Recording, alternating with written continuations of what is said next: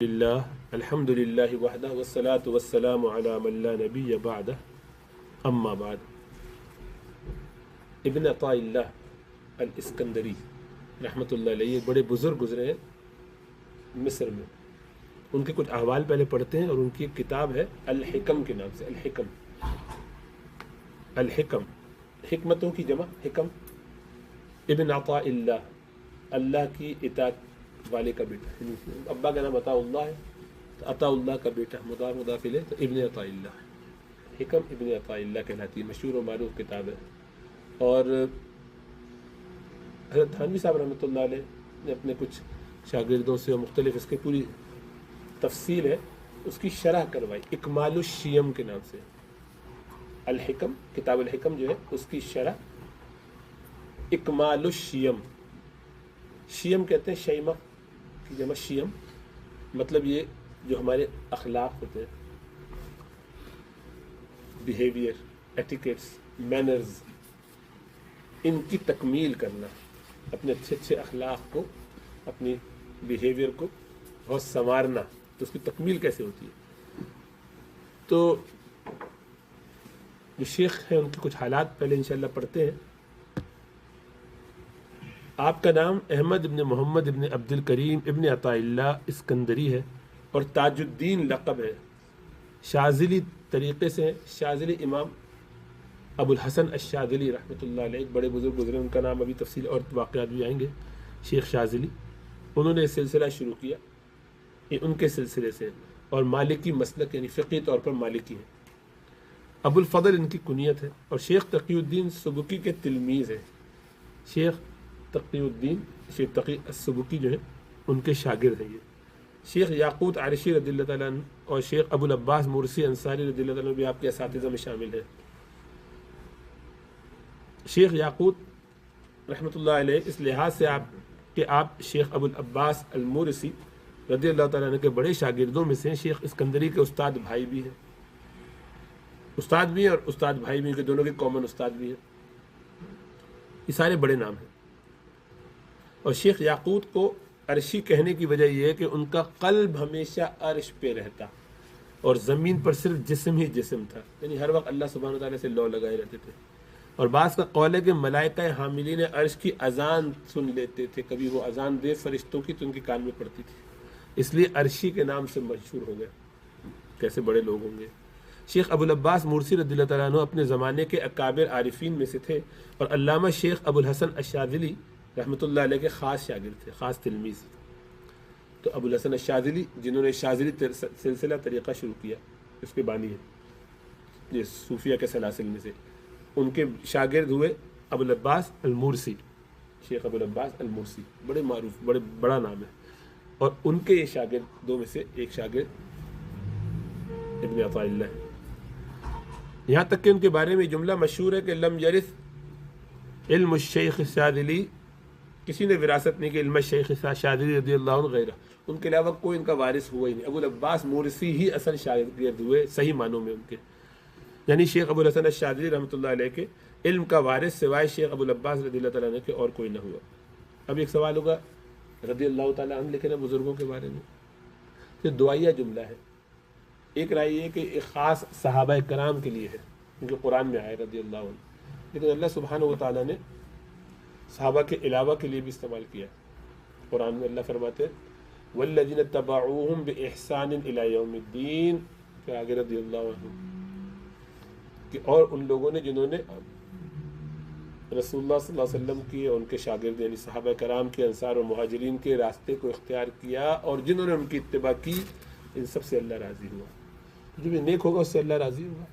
لیکن یہاں ہم دعائیہ طور پر بزرگوں کے لیے کہا جا سکتا ہے رضی اللہ عنہ، تو کوئی اس میں اشکال نہیں ہے. تو دعائیہ جملہ ہے، کسی حدیث میں نہیں آیا کہ صحابہ کرام کو رضی اللہ تعالیٰ عنہ کہا کرو. بس ایک وہ معروف بات ہو گئی کہ صحابہ کے لیے ایسا کر دیتے تاکہ اس سے کبھی اشتباہ نہ ہو، سننے والے کو یہ نہ لگے کہ صحابی ہیں شاید رضی اللہ تعالیٰ عنہ کہتے ہیں. تو لیکن ظاہر بات کے زمانے میں تو اس سے سمجھ میں آ جائے گا کہ نہیں، یہ تو بہت بات کیا چھٹی سی سادوی میں. بلکہ شیخ احمد بن عطاء اسکندری رحمۃ اللہ علیہ اپنے زمانے کے بڑے زاہدین اور صاحب مرتبہ لوگوں میں سے تھے. آپ کا کلام نفوس میں حلاوت پیدا کرتا تھا، مٹھاس پیدا کرتا تھا. 709 میں آپ نے مقام قرافہ میں قاہرہ کی متصل دار فانی سے دار بقا کو کوچ کیا، یعنی 709 میں انتقال ہوا۔ تو یاد رکھیں کہ ابن عطا اللہ اسکندری جو ہے احمد بن عطا اللہ اسکندری، تو نام احمد ہے، عطا اللہ ان کے ابا کا نام ہے، اسکندر الیگزینڈریا ایجپٹ میں وہاں پہ ہے، تو انتقال ہوا قاہرہ میں، کائرو کے اندر، اور قرافہ جو جگہ ہے وہاں بڑی مشہور قرافی جگہ ہے قرافہ، وہاں پہ ان کا انتقال ہوا کب؟ 709 میں، تو 8ویں صدی ہجری شروع، جی 8ویں صدی ہجری ہجرت کے ساتھ تو ابھی 14 چل رہا ہے، 1448، تو رفلی 750 سال کے قریب ہونے والے ہیں دنیا سے گئے ہوئے۔ از طبقات الکبریٰ، اچھا یہ بتا دیا انہوں نے کہ کہاں ہے عبد الواحد شعرانی نے ان کے بارے میں، یہ ان کی تاریخ وفات لکھی۔ آپ کی تصنیفات میں سے التنویر فی اثبات التقدیر، الحکم العطائیہ، لطائف المنن وغیرہ بڑی جلیل القدر کتاب ہے۔ شیخ اسکندری نے اول ذکر کو مکہ مکرمہ میں تعلیف فرمائی، پہلی کتاب جو ہے التنویر فی اثبات التقدیر، تقدیر کی ثابت کرنے کے لیے کتاب، وہ مکہ میں لکھی۔ پھر دمشق میں اس پر نظر ثانی کر کے چند فوائد اس پر اور زیادہ کیے، اور فرمایا کہ مرید صادق جب اس کا مطالعہ کرے گا تو اس پر خوب روشن ہو جائے گا کہ جو شخص نجاست معاصی سے آلودہ ہو وہ ہرگز اس قابل نہیں ہے کہ اس کے مقدس بارگاہ میں حاضر ہو، یعنی جس کے اندر کی صفائی نہیں ہوئی ہے وہ اس کا اہل ہی نہیں ہے کہ اللہ کے دربار میں آئے۔ یعنی مکہ مدینہ اس طرح کے بزرگوں کی جگہ اللہ کے دربار میں نمازوں میں بغیر گندا دل لے کر کوئی آئے، اس پر یہ واضح ہو جائے کہ اس کو ایسا نہیں کرنا چاہیے، دل صاف کر کے آئے۔ اللہ بڑے بادشاہ ہیں، قبول کر لیتے ہیں ہم گندوں کو بھی، جیسے بھی ہم آتے جاتے ہیں، ورنہ وہاں کیا حال ہوا؟ کیا فرمایا تھا اللہ سبحانہ تعالیٰ نے؟ موسیٰ علیہ السلام اپنی اہلیہ کے ساتھ نکلے سفر کر کے، 10 سال ابھی خدمت کی، ابھی نبوت نہیں ملی ہے، آتے کیا فرمایا پہلے؟ انی انا اللہ فاخلعنا علیک، جوتے اتار دو اپنے۔ جوتے کیوں اتارو؟ جوتے میں نجاست ہو سکتی ہے، جوتا جو ہے وہ صاف نہیں ہوگا۔ انک بالوادی المقدس طویٰ، تم پاک اور بہت ہی مؤدب، ادب کی، پیار کی جگہ، بڑی خوبصورت صاف ستھری جگہ پر ہو، طیب جگہ پہ اب داخل ہو رہے ہو، جوتے اتار لو۔ وہ اب نبوت مل رہی ہے، اس کے لیے کہا جا رہا ہے کہ جوتے اتار کے آئیے۔ کل ایک صاحب نے سوال پوچھا کہ میں جوتے میں نماز پڑھ لیا کروں، آج کل کی کنڈیشن میں جوتے میں نماز پڑھنے کی کیا تو کہ بھائی کہاں بارش ہو رہی ہے، صرف گیلے ہوں گے، ڈرائی ہے، باہر آرام سے پڑھ سکتے ہیں دو تو بہت کچھ کرتے، اسی لیے پوچھا۔ اللہ بس سمجھ عطا فرمائے، جائز ہے اگر پاؤں زمین پہ لگتے ہوں۔ بہرحال شیخ اسکندری رحمۃ اللہ علیہ جب اپنی دوسری کتاب الحکم العطائیہ کی تعلیف سے فارغ ہوئے تو اسے اپنے استاد شیخ ابو العباس مرسی رضی اللہ تعالیٰ عنہ کو دکھایا۔ شیخ استاد نے اس پہ غور کر کے فرمایا کہ لقد اتیت یا بنی فی هذه الکراسۃ بمقاصد الاحباء وزیادہ، یعنی اے میرے عزیز بیٹے، تو نے اس رسالے میں تمام دوستوں کے مقاصد پورے کر دیے، بلکہ ان سے بھی زائد مضامین بیان کر دیے، بڑی قیمتی باتیں بیان کر دی، اور چونکہ اس کتاب کے مطالب لوگوں کے قلوب میں رقت پیدا کرتے ہیں، اس لیے اس کو ارباب ذوق اصحاب نے بہت پسند کیا۔ اس کتاب کی بڑی بڑی شرحیں لکھی گئیں، چنانچہ ان کے چند مشہور شرحیں یہ ہیں۔ شرح شیخ زروق بڑے معروف ایک بزرگ ہیں، ان کا نام شہاب الدین احمد بن محمد برنسی ہے۔ بعض کا قول ہے کہ زروق نے الحکم کی 3 شرحیں لکھی تھی، ان سب میں صحیح تر وہ ہے جو خالص اپنے لیے لکھی تھی، ایک اپنے لیے لکھی تھی تو وہ بڑی مشہور ہے۔ غیث المواہب العلیہ، علامہ محمد بن ابراہیم بن عباد النفری الرندی الشاذلی رحمۃ اللہ علیہ کی کتاب ہے، فی شرح الحکم عطائیہ، یہ متوفہ 792 ہے، ان کا انتقال اس وقت ہوا۔ التنبیہ، علامہ علی بن محمد رحمۃ اللہ علیہ صاحبزادہ علامہ محمد بن عباد نفری جو اوپر والے ہیں ان کے صاحبزادے، انہوں نے بھی ایک شرح لکھی۔ شرح الحکم، علامہ ابو الطیب ابراہیم بن محمود الاقصرائی المواہبی الشاذلی الحنفی رحمۃ اللہ علیہ، یہ شرح علامہ نے مکہ مکرمہ میں 903 میں لکھی۔ شرح الحکم، علامہ شیخ صفی الدین ابن المواہب رحمۃ اللہ علیہ کے شاگرد ابو الطیب مسکورۃ الصدر، وہ کہتے ہیں کہ علامہ استاد صفی الدین نے اس شرح میں طوالت کر دی، بہت لمبی لکھی۔ شرح الحکم، علامہ محمد بن ابراہیم الحنبلی حلوی رحمۃ اللہ علیہ شام میں 971 میں انہوں نے لکھی۔ الدرر الجوہریہ، علامہ محمد بن عبد الرؤف المناوی مصری شافعی رحمۃ اللہ علیہ، بڑے مشہور علامہ مناوی، بڑے آدمی ہیں۔ شرح الحکم علامہ شیخ عبداللہ شرقاوی، یہ تو موجود ہے، یعنی پچھلے 200-300 سال پرانے ہیں، 100 سال پرانے، متوفہ ہاں یہ ہوگا نا 1304، 150 سال پرانے، مصر میں۔ علامہ نفری کی شرح کے حاشیے پر چھپ چکی ہے۔ تیسری کتاب لطائف المنن شیخ ابن عطاء اللہ اسکندری، انہوں نے اپنے استاد ابو العباس مرسی اور اپنے الاستاذ شیخ ابو الحسن شاذلی کے مناقب میں لکھی ہے، ان کے احوال لکھے ہیں۔ اس کو انہوں نے ایک مقدمہ اور 10 باب اور ایک خاتمے پر مرتب کیا ہے، از کشف الظنون۔ شیخ اسکندری رحمۃ اللہ علیہ کی کرامات اور خوارق میں سے 2 واقعات جن کو شیخ یوسف بن اسماعیل نبہانی نے اپنی کتاب جامع کرامات الاولیاء کے صفحہ 317 پر شیخ عبد الرؤف مناوی رحمۃ اللہ علیہ مصری شارح حکم کے حوالے سے لکھا ہے، بہت مشہور اور حیرت انگیز ہے۔ وہ لکھتے ہیں کہ علامہ کمال ابن حمام رحمۃ اللہ علیہ فتح القدیر والے، یہ حنفی بڑے امام گزرے یہ مصر میں رحمۃ اللہ علیہ، شیخ اسکندری کی قبر مبارک پر زیارت کے لیے گئے اور سورہ ہود پڑھنی شروع کی۔ جب اس آیت تک پہنچے فَمِنْهُمْ شَقِيٌّ وَسَعِيدٌ، کہ ان میں سے شقی بھی ہیں اور سعید بھی ہیں، نیک اچھے لوگ بھی ہیں اور بڑے بدبخت لوگ بھی ہوتے ہیں، یعنی اللہ نے جو لوگ پیدا کیے ان میں، یعنی بس بعض ان لوگوں میں بہت بدبخت ہیں اور بعض بہت نیک بخت۔ تو شیخ قبر کے اندر ہی بلند آواز سے جواب دیتے ہیں کہ یا کمال لیس فینا شقی، یعنی اے کمال ہم میں کوئی بدبخت نہیں ہے۔ اس لیے علامہ کمال ابن حمام نے اپنے وقت انتقال وصیت کی تھی کہ میں شیخ کی قبر کے متصل دفن ہونا چاہتا ہوں، مجھے ان کے قریب میں کرنا۔ انہوں نے کہا کہ یہ جو تم پڑھ رہے سورہ ہود کا یہ حصہ فَمِنْهُمْ شَقِيٌّ وَسَعِيدٌ، قبر سے آواز آئی کہ ہم میں کوئی شقی نہیں، مطلب یہ کہ اس علاقے میں سارے کے سارے سعید لوگ ہیں، تم اس پہ پرسکون رہو۔ اللہ نے عافیت کا معاملہ کیا ہے، تو اس لیے کہا کہ مجھے یہاں دفن کرنا۔ دوسرا واقعہ یہ کہ شیخ کے تلامذہ میں سے کوئی صاحب حج کے لیے بیت اللہ گئے تو شیخ کو انہوں نے مطاف میں پایا، حالانکہ ان کو اپنے مقام پر چھوڑ گئے تھے، یہاں سے مل کے گئے ہیں، وہاں دیکھیں تو وہ مطاف میں موجود ہے۔ پھر آگے چل کر مقام ابراہیم میں دیکھا، اس کے بعد پھر صفا و مروہ کے درمیان دیکھا، اس کے بعد عرفہ میں بھی دیکھا۔ جب حج سے واپس آئے تو شاگردوں نے دریافت کیا، شاگرد خاص طور سے دریافت کیا کہ میرے بعد شیخ حج کو چلے گئے تھے کیا؟ لوگوں نے انکار کیا کہ نہیں، حضرت تو خدمت میں یہاں موجود تھے، ہم ان کے ساتھ موجود رہے۔ آپ نے فرمایا، تو آپ نے دریافت کیا کہ سفر حج میں کن کن لوگوں کو دیکھا؟ شاگرد نے عرض کیا کہ حضرت آپ کو بھی دیکھا۔ شیخ مسکرا دیے، بس اور کچھ نہیں کہا۔ غفر اللہ لنا ولجمیع عباد اللہ الصالحین بحرمت سیدنا محمد وآلہ واصحابہ الطاہرین المتبعین سننہ اجمعین۔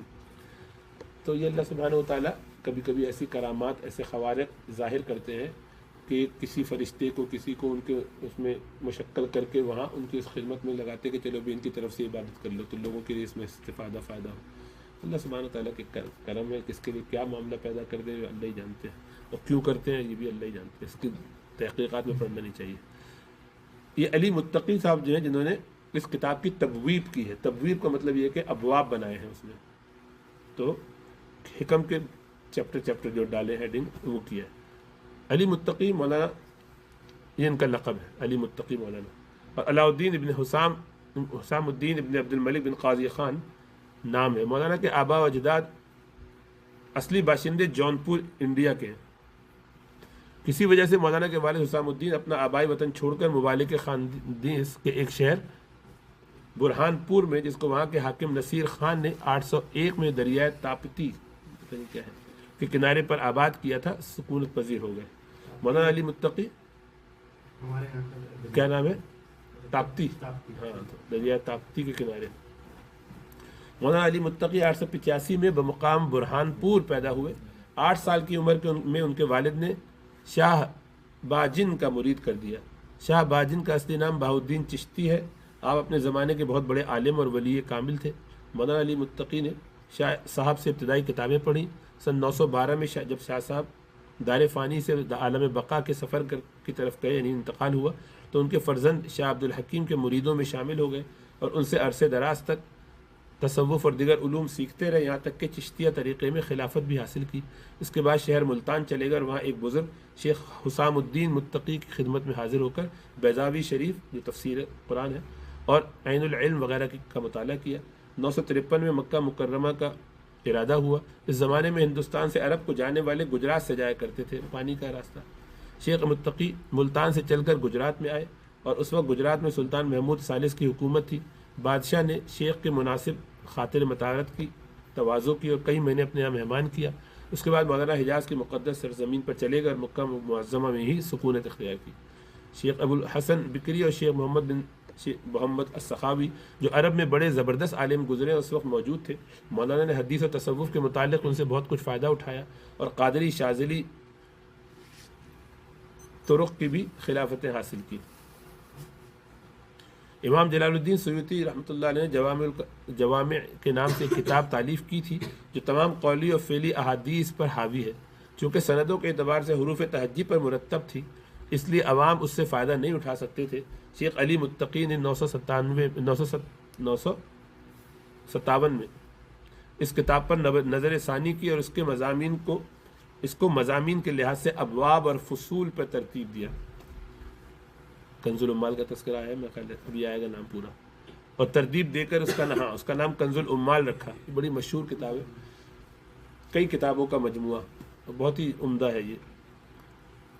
یہ کتاب تھوڑے عرصے میں مقبول اہل عرب اور عجم میں ہو گئی، اور اصل کتاب جمع الجوامع کا صرف نام ہی رہ گیا۔ اصل تو جمع الجوامع تھی جو حضرت امام سیوطی کی تھی، لیکن انہوں نے اس کو بڑے آرڈر میں کر دینے کی وجہ سے حروف تہجی کی بنیاد پر، اسی وجہ سے ابو الحسن بکری فرماتے کہ للسیوطی منت علی العالمین وللمتقی منت علیہ، یعنی سیوطی کا احسان تو تمام عالم پہ ہے اور امام علی متقی کا احسان سیوطی پر ہے، لیکن ان کی کتاب کو زندہ کر کے رکھا۔ 971 میں مولانا نے کنز العمال پر نظر ثانی کی اور مقرر و موضوع حدیث کو، احادیث جو اس میں تھی کچھ غریب اور گزرا بار بار آگے تھی ریپیٹیشن، ان کو خارج کر کے ایک چھوٹی سی کتاب تالیف کی، اس کا نام منہج العمال رکھا۔ ان کتابوں کے علاوہ شیخ کی عربی اور فارسی میں 100 سے زائد تصانیف ہیں۔ شیخ عبد الوہاب متقی علامہ شیخ علی متقی کے شاگرد رشید ہیں۔ اپنے رسالے میں اتحاف التقی فی فضل شیخ علی المتقی میں ایک عجیب بات لکھی ہے کہ شیخ کی وفات سے بہت پیشتر مکہ معظمہ میں آپ کی وفات کی افواہ اڑ گئی، حالانکہ وہ اس وقت خوب تندرست تھے۔ یہ سن کر وہاں کے کبار علماء و صلحاء اور علامہ کے دوست اور احباب اور مریدین گروہ کے گروہ جمع ہو گئے۔ جب آپ کو انہوں نے زندہ اور تندرست پایا تو بہت حیران ہوئے۔ شیخ نے مسکرا کر فرمایا کہ اس فقیر کی مثال اس شخص کی سی ہے جس نے موت کا ذائقہ چکھ لیا اور آخرت کے احوال سے واقف ہو گیا۔ پھر اس نے خدا تعالیٰ سے درخواست کی کہ اے باری تعالیٰ دوبارہ مجھ کو دنیا میں بھیج، بس خدا تعالیٰ نے اس کی درخواست قبول فرمائی اور اس کو پھر دنیا میں بھیج دیا۔ اسی رسالے میں یہ بھی لکھا ہے کہ علامہ شیخ کی وفات سے 2 ماہ پہلے جنات کے 2 گروہ خدمت اقدس میں حاضر ہوئے، جن میں سے ایک گروہ شیخ کا عقیدت مند تھا، اس نے آپ سے فوائد کثیرہ اور بہت سے نصائح حاصل کی اور پائے مبارک کو بوسہ دے کر چلا گیا۔ دوسرا گروہ آپ کا منکر تھا، اسی لیے کبھی وہ نصارہ کے لباس میں اور کبھی فساق و فجار کی شکل میں نظر آتا تھا اور بغیر کلام کے واپس ہو جاتا تھا۔ شیخ نے ان کی ہدایت کی غرض سے کچھ خطوط بھی لکھے جن کو یہاں بخوف طوالت ذکر نہیں کیا تھا، وہ خطوط موجود بھی ہیں جنہوں کو خطوط لکھے اور سمجھایا۔ اسی رسالے میں یہ بھی لکھا ہے کہ جب شیخ کا زمانہ وفات کا قریب ہوا تو ایک رات شیخ پر جذبات اور حالات طاری ہوئے اور اپنے تلمیذ شیخ عبد الوہاب کو بلا کر ارشاد فرمایا کہ وہ بیت پڑھ۔ شیخ کہتے ہیں کہ میں اپنی دانائی سے سمجھ گیا کہ آپ کا اشارہ اس شعر کی جانب ہے، تو میں نے پھر وہ شعر پڑھا۔ شعر سن کر شیخ کی حالت دیگرگوں ہو گئی اور بآواز بلند مجھ کو مقرر پڑھنے کا حکم فرمایا۔ میں نے چند مرتبہ اس کو دہرایا، اتنے میں خادم نے آ کر عرض کیا کہ طعام حاضر ہے۔ آپ نے جواب میں فرمایا کہ اچھا اس کو یعنی وہ کچھ کر دو، کچلا سا بنا دو، کیونکہ آپ کی عادت تھی کہ جب تک تمام کھانے کو لت پت نہ کر دیا جائے، مکس نہ کر دیا جائے اچھی طرح، اس وقت تک نہیں کھاتے تھے۔ پھر آپ نے خادم سے فرمایا کہ کس طرح خلط مت کرے گا؟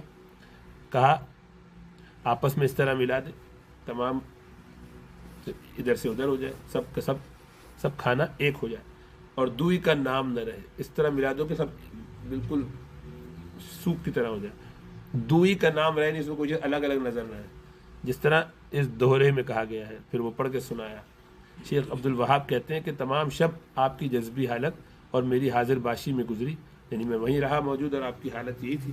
شیخ محدث دہلوی رحمۃ اللہ علیہ تلمیذ شیخ فرماتے ہیں، محدث دہلوی، سفر آخرت سے تھوڑی دیر پہلے شیخ نے ارشاد فرمایا کہ جب تک فقیر کی انگشت شہادت اس طرح حرکت کرتی دیکھو جس طرح ذاکر حالت ذکر میں کرتا ہے، یعنی کہ لا الہ الا اللہ پڑھ رہا ہے، اللہ الہ کہہ رہا ہے، انگلی ہلا کے اللہ کو یاد کر رہا ہے، اس وقت تک یہی سمجھو کہ روح نے ابھی تک قالب سے پرواز نہیں کیا۔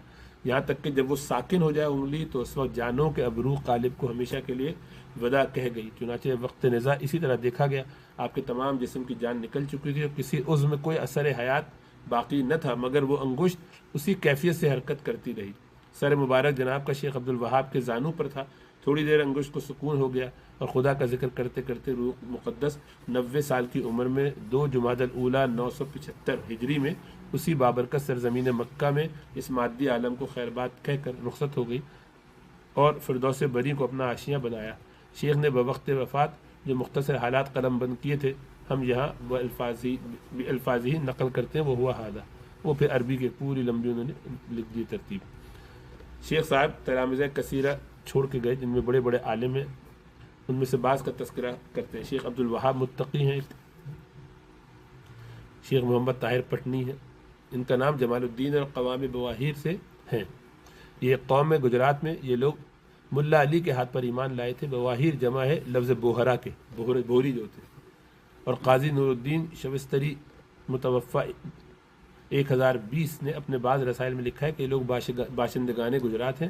ان کے اسلاف ملا علی کے ہاتھ پر جو گجرات کے قریے کمبائت یا کمبائت گجرات میں کوئی جگہ کمبائت ہے، کمبائت کچھ ہوگی کوئی جگہ میں مدفون ہے، ایمان لائے جس کو تقریباً 300 سال کا عرصہ ہوا۔ ان میں کے اکثر لوگ سوداگر اور تجارت پیشہ ہیں، اسی وجہ سے ان کو بوہرا کہا جاتا ہے، کیونکہ بیوہار ہندی میں سوداگری اور تجارت کو کہتے ہیں۔ اسی زمانے میں ملا سید محمد جونپور کے عقائد ہندوستان میں خوب پھیل چکے تھے اور بواہیر کے مذکورہ فرقے نے ان کی پیروی بھی قبول کر لی تھی۔ شیخ محمد طاہر جب مکہ سے گجرات واپس آئے اور اپنی قوم کی یہ حالت دیکھی تو سر سے امامہ اتار کر یہ عہد کر لیا کہ جب تک اس بدعت کا استیصال نہ ہو امامہ نہیں باندھوں گا۔ 980 ہجری میں اکبر شاہ نے گجرات فتح کی اور پٹن میں شیخ سے ملاقات ہوئی تو اپنے ہاتھ سے امامہ باندھ کر کہا کہ اس بدعت کی مدافعت آپ کے ارادے کے موافق میرے ذمے ہے۔ بادشاہ نے اپنی واپسی میں خان اعظم مرزا عزیز کو ملقب بجان اعظم کو، یعنی ان کا لقب یہ تھا، گجرات کی حکومت سپرد کی۔ بادشاہ کے حکم کے موافق مرزا عزیز اس بدعت کے زائل کرنے میں شیخ کی مدد کرتا رہا۔ 985 میں ان کے بجائے عبدالرحیم خانقاہ مقرر ہوئے۔ یہ شخص شیعہ تھا، اس نے فرقہ مہدویہ کو مدد دے کر ان لوگوں کی طرفداری کی۔ اس پر شیخ نے گجرات چھوڑ دیا اور امامہ پھر اتار کر اکبر کے دربار میں شکایت کی غرض سے چلے۔ اجین کے قریب پہنچے تھے کہ 986 میں سید محمد کے پیروں نے شیخ کو شہید کر دیا۔ آپ کی تصانیف کثیرہ میں سے مجمع البحار فی غریب الحدیث علم حدیث میں ہے، اور المغنی فن اسماء الرجال میں، اور قانون الموضوعات اور احادیث ضعیفہ وغیرہ ان کے موجودوں کے بیان میں ہے۔ بہرحال یعنی یہ جو اب بہری ہے، یہ سارے غریبت شیعت کی ایک بدترین شاخ ہے، ان میں تو بہت کچھ اب کفری عقائد بھی آ گئے ہیں، بہت خرابی ہے ان کے، بہت بدعات و خرافات ہیں۔ لیکن ابتداً توحید پرست لوگ تھے، لیکن وہ نکل کے بالکل ہو گئے۔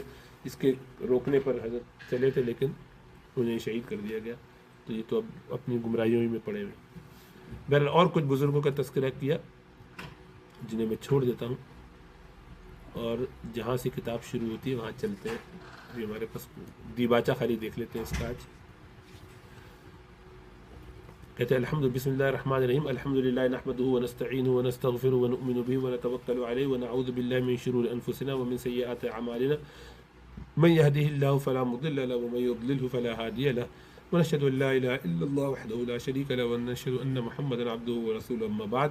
ایک زمانہ ہوا کہ حضرت اقدس مرشدی و مولائی حضرت مولانا الحاج الحافظ مولوی خلیل احمد صاحب مددلہم نے، خلیل احمد سہارنپوری صاحب رحمۃ اللہ علیہ، بأمر حضرت مرشدنا مولانا الشیخ الحاج امداد اللہ مہاجر مکی قدس اللہ سرہ، ان کے حکم پر، یعنی حضرت امداد اللہ مہاجر مکی صاحب رحمۃ اللہ علیہ، جو سب کے شیخ ہیں، تھانوی صاحب کے بھی شیخ ہیں، مولانا رشید گنگوئی، مولانا قاسم نانوتوی، مولانا مدنی، ان سب کے بڑے ہیں، یہ اپنے خلیل احمد سہارنپوری کے، تو ان سب کے بڑے ہوئے ہیں۔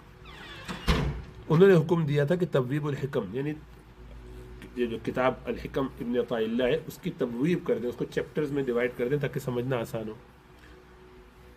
یہ جو تبویب الحکم جو کی جا چکی ہے اس کا اردو ترجمہ تحریر فرمائے، جو اتمام النعم ترجمہ اور اردو تبویب الحکم کے نام سے شائع ہوا، اتمام النعم کے نام سے، اور کئی مرتبہ تباہ ہو چکا ہے۔ چونکہ ترجمہ اکثر مقامات سے عام فہم نہ تھا، اس لیے حضرت مدظلہم نے اس ناکارہ عاجز کو اردو میں اس کی شرح لکھنے کے لیے ارشاد فرمایا۔ امتثالا للامر، حکم کو پورا کرنے کے لیے اس ناکارہ نے حکم ابن عطاء اللہ جو تبویب الحکم کی اصل ہی ہے عربی شرح سے لے کر جو کچھ ناقص فہم میں آیا لکھ دیا، اور اس کو اکمال الشیم شرح اتمام النعم ترجمہ اردو تبویب الحکم کے نام سے ملقب کرتا ہوں۔ تو یہ محمد عبداللہ گنگوہی ہیں جنہوں نے یہ کام کیا رحمۃ اللہ علیہ۔ اکمال الشیم شرح اتمام النعم ترجمہ تبویب الحکم۔ بسم اللہ الرحمن الرحیم۔ پہلا باب علم کے بیان میں۔ علم فائدہ بخش وہی ہے جس کی شعاعیں سینے اور دل میں پھیل جائیں اور دل پر سے شکوک اور اوہام کے پردے اٹھ جائیں۔ یعنی علم کا مطلب یہ ہے کہ یہ علم، اس کی جب روشنی، اس کی جب کرنیں سینے میں آئیں اور دل میں پھیل جائیں تو دل سے توحید کے بارے میں، رسالت کے بارے میں، آخرت کے بارے میں، وہاں کی زندگی کے بارے میں جتنے شک و شبہات ہو سکتے ہیں، ان کی جتنے پردے پڑے رہ سکتے ہیں، جو ڈال دیے جا سکتے ہیں شیطان کی طرف سے نفس کے مقاصد کی وجہ سے، وہ سب اٹھ جائے۔ علم کا کام ہی ہے کہ اس کو روشن کر دے۔ فائدہ، علم فائدہ بخش اور نافع وہی ہے، اس سے مراد حق تعالیٰ کی ذات و صفات کا علم، اللہ کی ذات کو پہچاننا، شان اللہ کی پہچاننا، اور نیز وہ علم جس سے اس کی بندگی کی کیفیت معلوم ہو کہ بندہ اللہ کا کیسے بنا جاتا ہے۔ اس علم کی مثال شمع یا چراغ کی سی ہے کہ جب وہ کسی بندے کے دل میں ڈالا جاتا ہے تو اس کی شعاعیں اور انوار اس بندے کا دل بھر دیتی ہیں، اور تمام شک اور وہم خواہ متعلق دین کے ہوں یا دنیا کے زائل ہو جاتے ہیں، اور ہر امر میں یقین اور حقیقت کے دروازے کھل جاتے ہیں، اور شہوت و کدورت کی تاریکی اس کے دل سے جاتی رہتی ہے، اور حقیقت علم کی حقیقت علم جس کا نام ہے وہ یہی ہے۔ یعنی وہ حقیقت علم کی وہ کیا ہے؟ جس علم کی یہ شان اور تاثیر نہ ہو وہ علم ہی نہیں، محض زبانی کلامی علم ہے۔ اس کو آپ ویسے بائی ایکسٹینشن علم کہہ دیں، لیکن اصلاً وہ علم نہیں ہے۔ عمدہ علم وہ ہے جس کے ساتھ خوف خدا بھی ہو، بس وہی سب سے بہتر علم ہے، اس لیے کہ حق تعالیٰ کی عظمت اور جلال اگر وہ علم کے ساتھ ہو تو تب ہی وہ سب سے بہتر علم ہے، اس لیے کہ حق تعالیٰ نے ایسے ہی علم والوں کی اپنے کلام پاک میں تعریف فرمائی ہے، چنانچہ فرمایا انما یخشی اللہ من عبادہ العلماء، کہ اللہ سے اس کے بندوں میں علماء ہی یہ ہے کہ ڈرتے ہیں۔